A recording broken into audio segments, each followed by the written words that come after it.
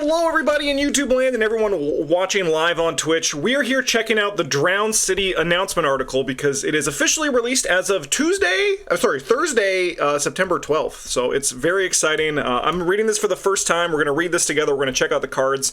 This is to keep all of you up to date who might not follow Fantasy Flight Games or like a Discord for your news. I'm very excited. I'm pretty hyped and I want to see what this is all about. So let's do this. That is not dead, which can eternal lie, and with strange eons, even death may die. It was supposed to be one last job, at the behest of the shadowy antiquarian Randall Tillinghast, who presents them with an offer they can't refuse. Our investigators travel to the South Pacific in the vast alien city of Rillia. However, the more they explore, the more towers they discover, and as a looming sense of dread grows, they find themselves and all of Arkham faced with a colossal threat. The time has come. Cthulhu has awakened, and Arkham will never be the same. Fantasy Flight Games is thrilled to announce the Drowned City. Here, I'll zoom in for you guys as well. We can go like that. How does that look? Alright. Fantasy Flight Games is thrilled to announce the Drowned City, a pair of brand new expansions for Arkham Horror the card game. This pair of separate but related expansions sees our investigators exploring the mysterious and deadly city of Rillia as it slowly rises from the ocean depths. 6 new investigators from the Drowned City Investigator expansion must scale the city's crumbling foundations, scour the sea floor for alien artifacts, and navigate mind-bending machinery and shifting corridors in the Drowned City campaign expansion. We're in the flooded temple from Ocarina of Time for sure. As always, you only find player cards within the Investigator expansion, while all the scenario and campaign content is contained with the campaign expansion. This pair of expansion marks a big turning point for the game line. More on that later. But even if they didn't, you won't be able to resist the call of this latest wave of Arkham Horror. So this is going to be how the Arkham has changed forever, I imagine. I'm curious because, I mean, if it's going to be how the game line, so it's going to be new releases, a new release type probably, we'll find out. Alright, an offer you can't refuse. With the new wave of Arkham Horror card game content comes a new batch of playable investigators. This time around, there are 6 investigators joining the roster, each with their own unique strengths and weaknesses. We have Marion Tavares, 2-3-4-3. You have 1 fewer hand slot. Makes sense, she is missing a hand. As a reaction, after you play an event during your turn, draw 1 card, then you may play a different event. Limit once per round. That's pretty much what we did for Travis's custom investigator. That's really cool. Elder Sign effects: search the top 3 cards of your deck for an event and draw it, shuffle your deck. First among them is Marion Tavares, the Trawler. This fierce fisherwoman lost her right arm to a strange aquatic monster, but hasn't stopped her from defending those she cares about while sailing the waters of Arkham shores. While she has only 1 hand slot for equipping assets, Marion makes up with her inherent affinity for playing events. Once per round, she can play an event, draw a card, and then play another event back-to-back without needing to spend additional action. Since this is a reaction ability, Marion can trigger it after playing any event during her turn, including a fast one, letting you potentially play 2 cards without spending a single action. That seems pretty good.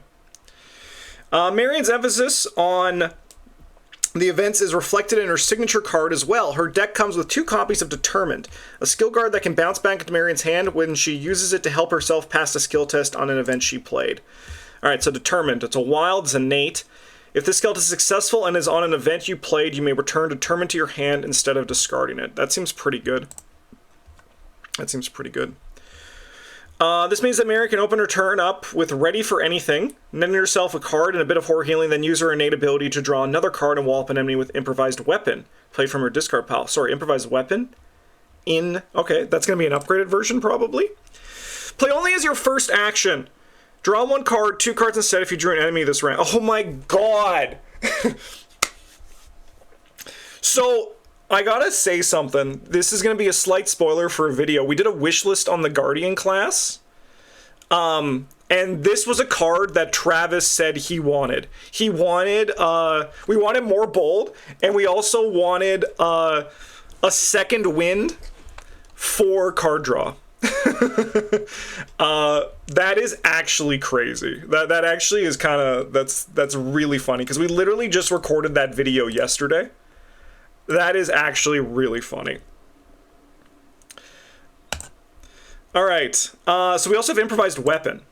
An upgraded version. 2 experience. You may play it from your discard pile if you do shuffle it into your deck after resolving its effects, and draw 1 card? That's insane! Fight the attacked enemy gets -2 fight for this attack if you played it. That's really good. Holy hell. Really nice 2 cards there. She can boost her combat stat with determination to ensure the fight test ends in a success, and boom, the enemy gets hit, and Marion gets determination back, and since improvised weapon was in her discard pile, she draws yet another card. 3 cards drawn, 2 cards played, and all just a single action. With all this action efficiency, it's no wonder that Marion has a tendency to say, I'll do it myself, which can definitely cause some issues if she keeps playing events willy-nilly. Alright. Put it to play in your threat area. As additional cost for you to play an event, take 1 horror. Lightning effect, discard 3 events from your hand, discard, I'll do it myself. That is, I love that. That's actually a cool weakness. I think this is a really cool character.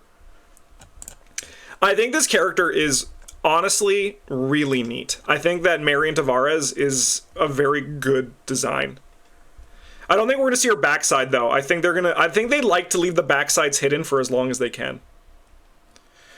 2 Agatha Cranes? Alright, so this must solve the weird 3 Mystics things, right? 2 Agathas? All right. I'm gonna read this stuff first. All right, I'm gonna read this stuff first.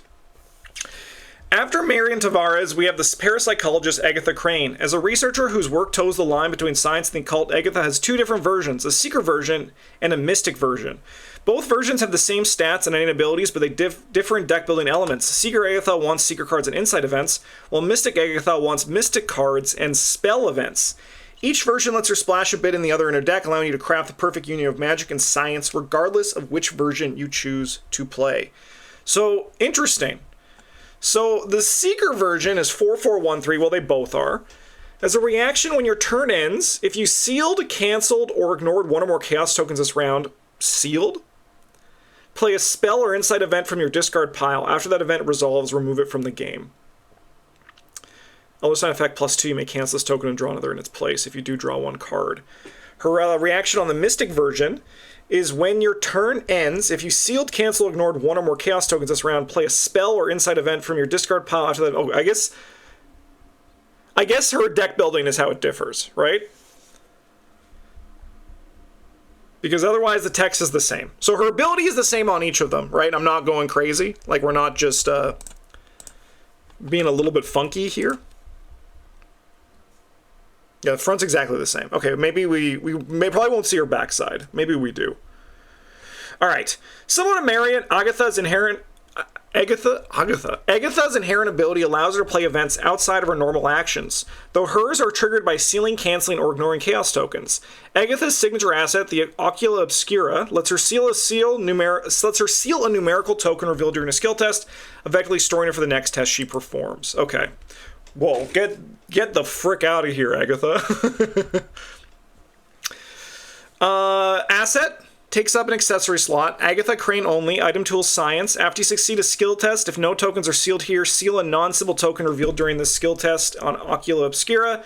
When you reveal a token from the Chaos bag, resolve the token sealed here instead, then release that token. That seems pretty good. That seems like pretty good. Yeah, I think, yeah, it looks like the cost is missing on this one for sure. So something funky is happening there. Due to they cost 3 resources per Reddit. Awesome. So nothing funky is there. It's just probably an earlier version of the card. All right. This means that if she's sealed a particularly helpful number on Ocula Obscura, she can ensure that she succeeds the test on correlate all its contents by the exact right amount to get the maximum benefit. All right. Correlate all its contents. This is a 1-cost event. It's an insight in the Seeker class. Investigate. You may cancel the first Chaos token revealed for the skill test, return to the bag, and reveal a new one. If you succeed at the skill test, place 1 charge or secret on an asset controlled by an Investigator location. If you succeed by exactly 1 or 3, place 2 charges or secrets on the asset instead. I appreciate them doing more of this stuff, like keeping like the whole science part, the science archetype going. More support for that archetype is going to be good in the long run. This card seems fine, though. Alright, alternatively, she can use the Ocula's ability to ensure that she succeeds at Whispers of Doom, potentially taking out an enemy in an instant. Okay, Whispers of Doom. Sick-ass art for sure. 3-cost event, it's a spell cursed in the Mystic class. Parlay. Choose a non-weakness enemy at your location and test bring 3. This test gets +X difficulty where X is that enemy's horror value. If you succeed, defeat that enemy or deal 3 damage instead of its elite. If you fail, place 1 Doom on that enemy. Is this card good?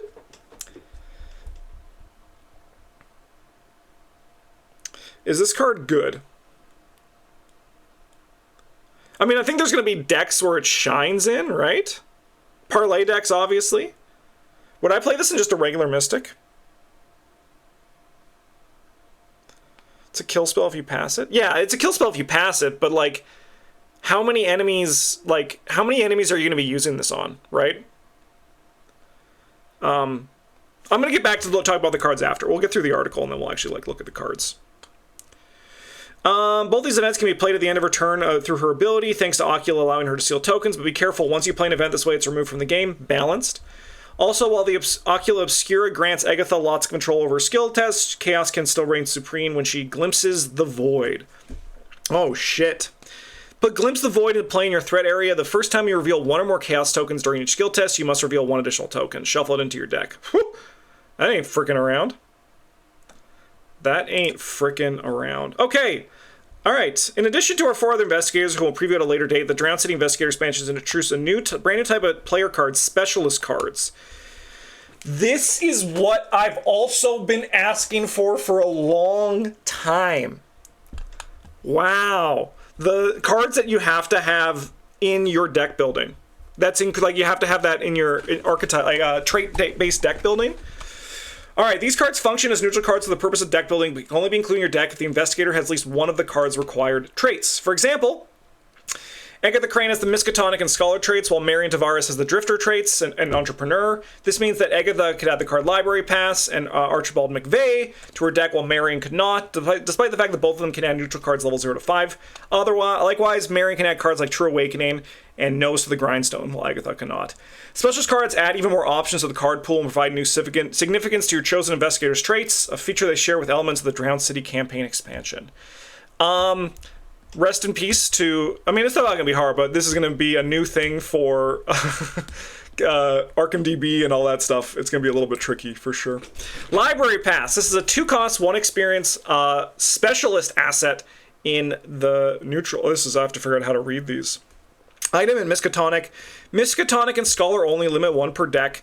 Lightning Bolt, during your turn, if there is no asset attached to Library Pass, spend 1 resource. Attach a tome asset from your hand to this card. Attached asset takes up no slots. Limit 1 attached asset. When your turn ends, place attached asset on the bottom of your deck. Miss Daisy Walker. Neat. Alright. Archibald McVeigh. 4/5 experience. Assistant Reporter Scholar deck only. 4 cost, uses 4 secrets, soaks for 2 and 3, you get +1 book. Secrets on assets you control may be spent as resources to pay for insight events you play. Interesting. Interesting. I'm down for it. There's probably some stuff you can do there for sure. Alright, True Awakening. 0 cost, 2 experience, Blessed, Chosen, Drifter only. So this must be why the there's going to be so many more of these cards in the deck. Because people noticed that the card counts were low for like the colored cards. So it must be there's a lot of these in there. Choose and resolve 2 of the following in any order. Draw 2 cards, discover clue location, heal 1 damage, heal 1 horror. Blessed, Chosen, and Drifter. Seems pretty alright. Alright, and Nose to the Grindstone. Monterey? 2 cost, 3 experience, Criminal Drifter Entrepreneur deck only, Lightning Bolt during a skill test on tool. I know, or is that Wilson Richards? That's Wilson, isn't it? It's Wilson, for sure. During a skill test on a tool asset, exhaust Nose of the Grindstone, you get +2 skill value for this test. If this test fails, either replenish 1 supply on that asset or gain a resource. Oh? Sorry. Sorry. Give me a second. Give me a second. Thank God old keyring is keys, right? No, because... Yes, oh thank God old keyring is keys. Holy crap. Good foresight. Holy hell. Alright. Let's go. Speaking of the campaign expansion, it's time to talk about the elephant in the room, or rather the octopus. We mentioned him earlier. You've seen him on the box art, and we've been building up to him for a while. Cthulhu is here. He's kind of a big deal. Here he is. There's Cthulhu. It all starts with one last job. You and your fellow investigators set off on an expedition to the ancient alien city of Rilia, which has been slowly emerging from the waters of the South Pacific. You travel there at the behest of Randall Tillinghast, a local curio dealer who possesses a strange effigy of a gruesome and octopoidal monstrosity. To get you to undertake this journey, Randall presents you with an offer you can't refuse, which comes in the form of various tasks, special side objectives that you'll work to complete during the Drowned City campaign. Some of the specials cards, these tasks are thematically tied to investigator's traits, and you choose one to pursue over the course of the campaign. You can technically choose any task for investigator, but each task recommends a specific class or specific traits. For example, the task No Place Like Home is recommended for survivor, drifter, hunter, wayfarer, investigators, while Do No Harm is recommended to assistant, civic, medic, veteran, warden. All right, No Place Like Home. So it's an asset. It's permanent, 8 discoveries. When you reveal location, remove 1 discovery from No Place Like Home. When the game ends, if there are player or more fewer discoveries, mark 1 progress under this task. So that means in 2-player, you would need to reveal 6 locations. Cool. And then Do No Harm. Permanent, 5 obligations. After you heal damage or horror from an investigator ally, has to remove an obligation when the game ends if there are no. Interesting. That's kind of fun. I'm curious to see how many there are in these. As you play each scenario and make certain story decisions between them, you'll gradually mark off your progress for your task in your campaign log. Do it enough times, you complete your task and earn yourself a nice reward from Tillinghast. No Place Like Home. Permanent. Unless this task has been completed, it enters play with its weakness side face up. You may take an additional action during your turn, which can only be used to move. So these are like the personal quests in our Eldritch Horror and Arkham Horror 2nd, which is really cool. Neat. Alright. Having Tilly class clear your debts and resolve all your problems is pretty compelling, but exploring Aurelia isn't exactly a walk in the park. Each step you take is hounded by deadly traps, twisted monsters, and a ton of seawater, and those are just the dangers you face while wandering about the ancient city.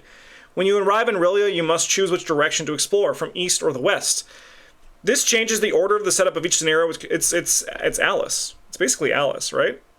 This changes the order and setup of each scenario, which can drastically alter the events of the expedition itself. During your exploration, you'll need to search for artifacts and decipher alien glyphs, all while dealing with unique challenges that present themselves based on the direction you choose to explore Aurelia from. As you explore, you and your companions feel a growing sense of dread, like something enormous is about to happen. All this slowly builds up to the end to reveal the monstrous sleeper himself, Cthulhu. The big bad, the great old one, is naturally the final boss of the Drowned City campaign expansion, and what a final boss he is. The investigators of Arkham have dealt with the large monsters before, but never has such a massive and destructive abomination threatened the city at such a colossal rate before, or scale before. Cthulhu's so big that you have to fight each part of him separately. Okay, so it's like a plague bearer. All while desperately trying to mitigate the damage to the city as much as possible. It's a losing battle from the get-go, since Cthulhu casually floods any location he walks into, leaving all of Arkham a soaked, smoldering ruin.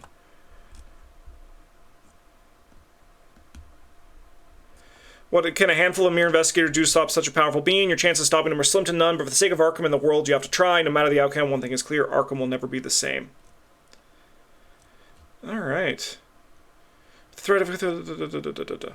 Am I crazy, or did they not say... Or they probably not... They may have said later for a thing.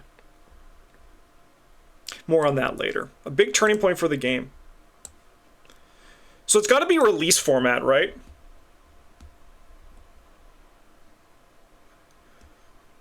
It's got to be like the release format. Especially because now we're out of investigators. They have to be changing that up a bit.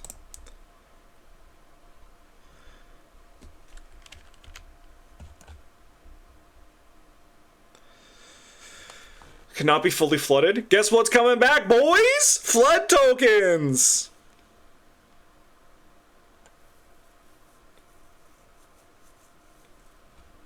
Alright. That's really cool. Honestly, my hype level's pretty high. Sorry, I also just have to quickly just share this with Travis, but I want to hide this. I have to share this card.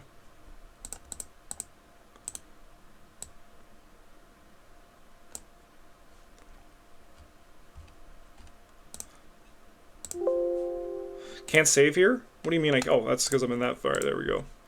I have to just quickly share this with Travis.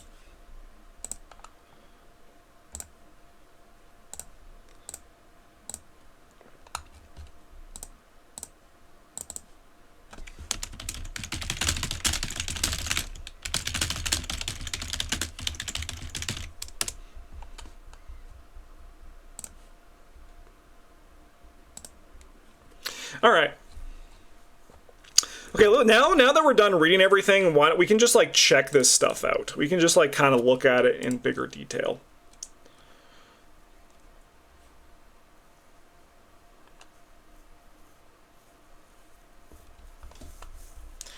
Maybe it's the end of the whole game and Arkham Horror LCG 2 is about to be announced. No, I don't think that's it.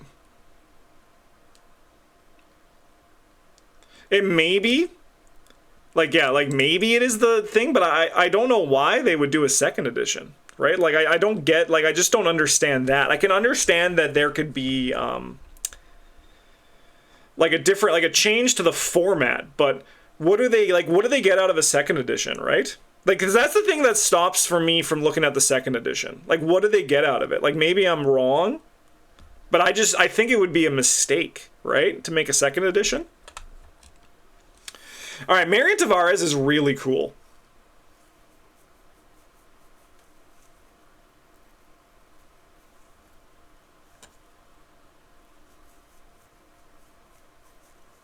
Some more cards on the store page. I'm not gonna squint at a box on the store page. I'll wait till they're like in better version.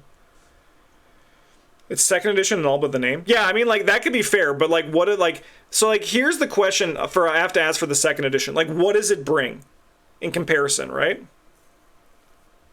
So what's the deal with Agatha? There's 2 versions of her. You choose which one to play. It changes her deck building. Yeah, getting people to rebuy things, especially when they just reboxed everything. So that's Agatha. There's 2 versions of her. So this is the 3 Mystic conundrum solved, right? So there's going to be a Mystic Investigator, there is Gloria, and then there is going to be Agatha, who has 2 versions of her.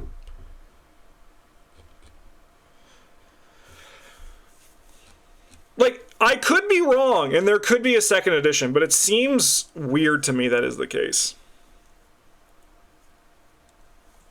They might do a second core set for future expansions. I could see that being the case. An updated, like a new, like another core set that you could do for future expansions.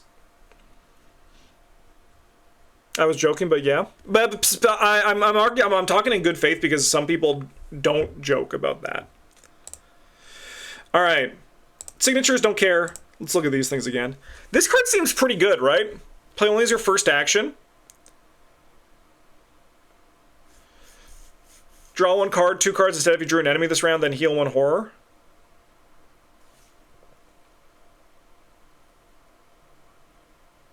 Return 2 campaigns. I can't see them going back to return 2s, right?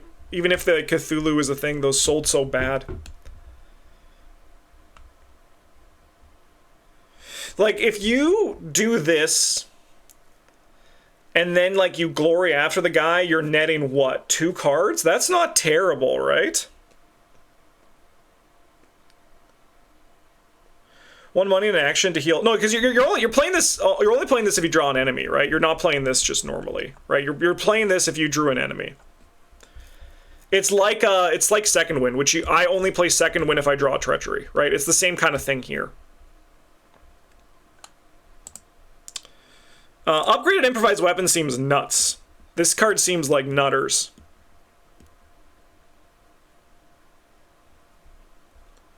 Improvised weapon for your discard pile. If you do, shuffle it into your deck after resolving its effects and draw 1 card. The attacked enemy gets -2 fight for this attack. Wild.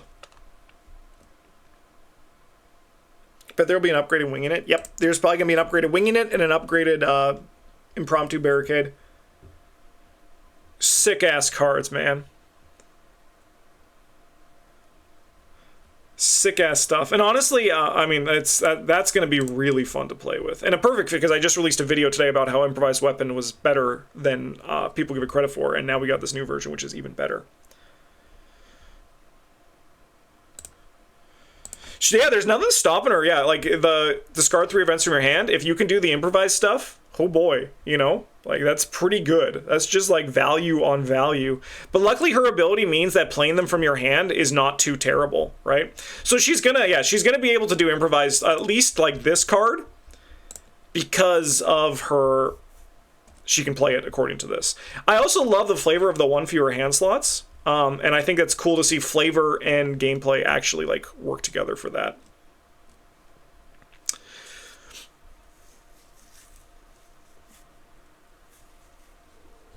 I wouldn't mind, again, I've said before, if they just repeated some deck building, I wouldn't mind if she was Guardian and Survivor.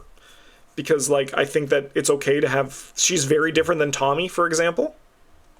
So, like, if she was just 05, 02, I would not complain. I think they could revisit those. probably Tactic 02. Tactic 02 does make sense.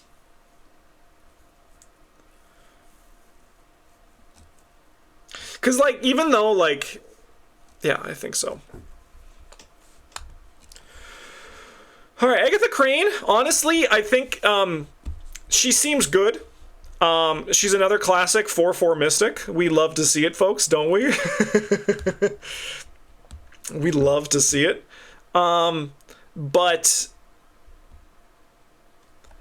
I think that she's harder to grok until we can really see what we're doing with her, right? Like, until we see her deck building, especially because they're both different. So it's hard for me to, like, gauge Agatha Crane here, right?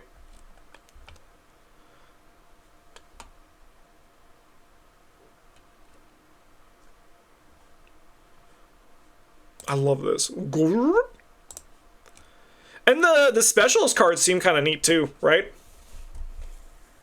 I think there's a lot they can do to push the power level of these cards because they're limited to certain investigators. Who's to say she's only investigated with 2 investigator cards as well? It's true. It's true.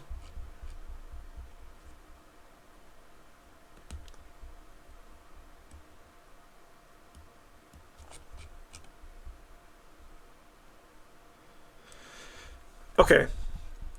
Let's look at this. So she's 1. And that much, she's 7. So let's just, like, do this. Marion, Seeker, Rogue, Mystic Survivor, Agatha. So there's one more. If we, because, like, where does her numbers fall in, right? Or do these count for them? Do these count? Nah, these count. Okay, never mind. We're good.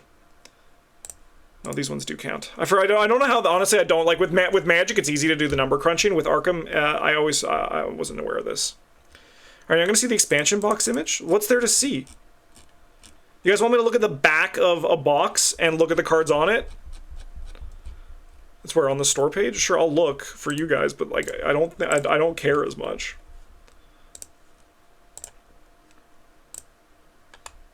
Oh, another Seeker. Lucius Galloway.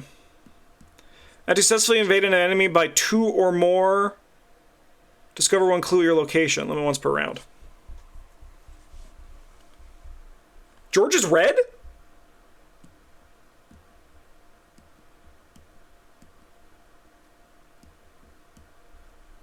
George is red. What?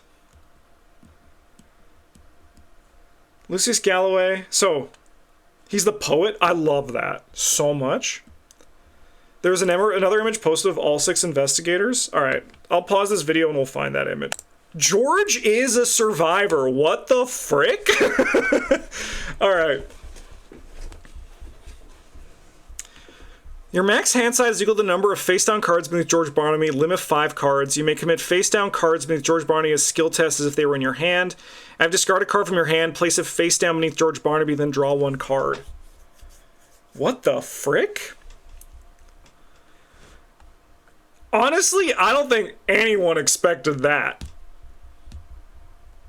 He looks like he's low hand size. He does look like he's low hand size. After ammo, gain 1 per firearm. Oh my god, is this after you spend ammo on a firearm asset, gain 1 resource per firearm asset you control? Something like that?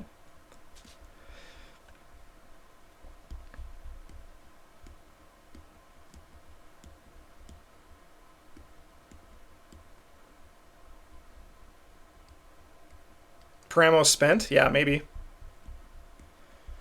Who's the other mystic, though? We do have 3 mystics. Honestly, none of them? Fatality. Hey, Mr. Bobhan, thank you so much for the sub. Yeah, who's our other mystic if there's 3 of them?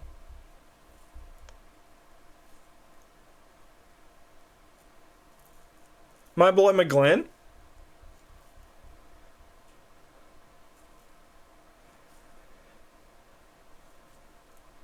Is Gloria ability the same? I think so, yeah. Yeah, who would be the 3rd mystic? If there is 3 mystic cards. I'm curious about that. That's strange. Honestly, I'm... Even though my prediction was wrong... my prediction was wrong about the... This guy's gonna be our secret rogue, isn't he? Lucius Galloway has got to be. If like all the deck building's different, he's got to just be our secret rogue. Looks that way, right? His stat line is insanely good. His stat line is nuts. Holy hell. But even though I was wrong about my prediction, I'm happy that George Barnaby wasn't the secret rogue. Because that was also a pretty common prediction, and like my prediction, pretty confident one from the people who said it, but you know. Another 5-fist rogue is really nice.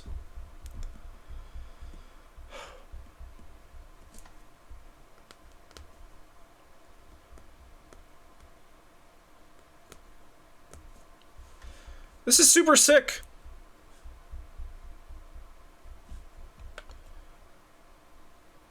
What are the future expansions? They release old investigators with different classes. Honestly, I would not be opposed to that. I've seen that floated, and that also is something that I think would be kind of cool. This investigator is going to be Secret Rogue. It is, yeah. I mean, I thought Kate was going to be. I still think Kate would be a lot more interesting if she was Secret Rogue and, like, no illicit. But I think Lucius Galloway is a pretty good... I mean, like, if this guy isn't, I'll be shocked. But I'm not as confident, obviously, because there's no cards going around it.